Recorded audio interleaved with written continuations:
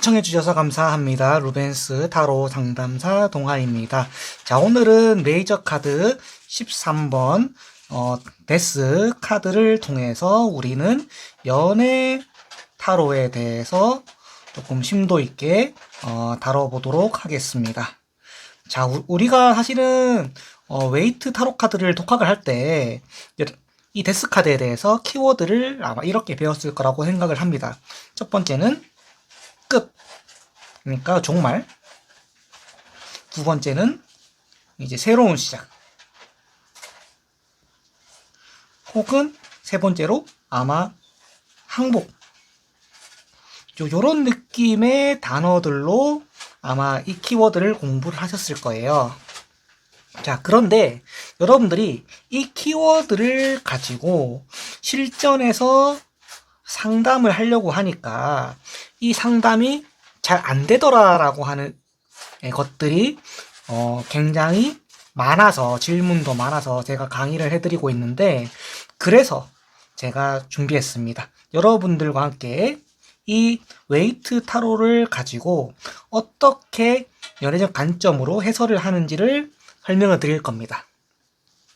자, 이미 여러분들이 이제 잘 아시겠지만 우리가 타로 카드를 볼 때는 세 가지 관점으로 해석을 할 수가 있습니다. 첫 번째는 숫자고요. 맞죠? 두 번째는 등장 인물인 이 해골. 그 다음 두 번째는 이 주변 상징물 들을 통틀어서 활용을 하는데, 지금은 제가 쓰고 있는 이 소울 카드로 제가 설명을 하고 있지만 여러분들은 여러분들이 가지고 계신 이 유니버셜 웨이트 타로 카드를 활용하시면 되겠습니다. 자, 그럼 우리가 직접 이렇게 해서 한번 연애 상담을 실제로 해보도록 할게요. 자, 우리가 연애 운세라고 한다면 보통 이 세 가지 범주 안에서 물어보는 게 아마 조금 대다수일 것 같아요. 첫 번째는 이제 외향적인 조건. 그러니까 여기는 뭐 외모, 뭐 그 다음에 뭐 인상, 뭐 그 다음 뭐 직업 등등이 있겠죠. 그 다음에 많이 물어보는 게 속마음입니다. 속마음. 그리고 이제 연애 기타, 연애 기타상. 기타라고 한다면 뭐 예를 들면은 뭐가 있을까요? 뭐 예를 들어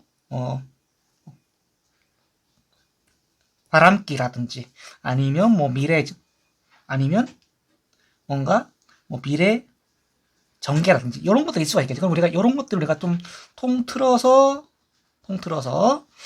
차근차근 정리를 해보도록 할게요. 자, 첫 번째로 우리가 이야기해 볼 것은 바로 외형적 조건에 대해서 이야기를 해볼게요. 자, 먼저 일단은 기본적으로 해골이 있다는 말은 늘씬하다라고 볼 수가 있어요. 늘씬하고 키가 크고, 어떻게 보면은 약간 호리호리하다까지, 이렇게 우리가 이런 외형적인 특징을 볼 수가 있겠는데, 사실 이거는 타로 커뮤니티에서도 조금 견해가 조금 많긴 한데, 그래도 제가 봤을 때 이 정도 표현이라면 그래도 우리가 운세 상담하는데 크게 문제가 없겠다라고 하는 것만 제가 좀 설명을 드리고 있고요. 저도 실제로 쓰고 있는 표현이고요. 그 다음 봤을 때 직업군. 만약에 조금 전문계 쪽이라고 한다면 정형외과, 당연히 정형외과 쪽이나 그런 것들이 있겠죠. 외과, 혹은 뭐 병원, 혹은 뭐 예를 들어서 뭐 장례식과 관련된, 뭐 예를 들면 보험, 뭐 상조 등등, 뭐 이런 것들이 있을 수가 있습니다. 그래서 이런 특징을 가진 사람들이랑 나랑 만날 수가 있다라는 거예요. 실제로 이 외향적 조건이라고 한다면, 자, 이럴 때 쓰는 거예요. 예를 들어서 나랑 만나게 될 미래 연인. 요거에 대해 우리가 주로 물어볼 때 하고 있고요. 그 다음 우리가 또 넘어가서 이제 이야기를 해볼 거는 바로 이제 속마음 파트, 속마음. 속마음은 사실 진짜 많이 물어보기 때문에 여러분들이 이거를 꼭 주의 깊게 들으셔야 돼요. 자, 속마음입니다. 자, 우리가 봤을 때 속마음은 일단은 어떤 감정의 변화라고 볼 수가 있습니다.